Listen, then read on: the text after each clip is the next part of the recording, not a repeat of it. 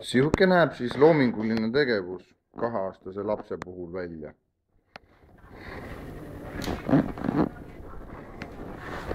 Pole paha.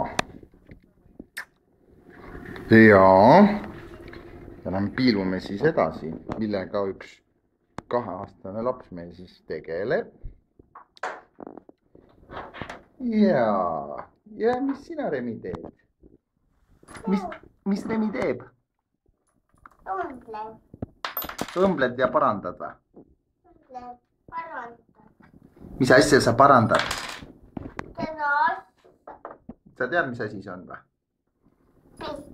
Ei, see, mis sul käes on, mis sa parandad. Paranda, tubli poiss. Filmin ja mina filmin sind.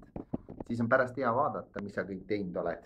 Mis kultuurkihi sa meile jätnud oled. Vaat. See on, kui laps on olnud päev otsa kodus. Siis tekib sihuke kodu.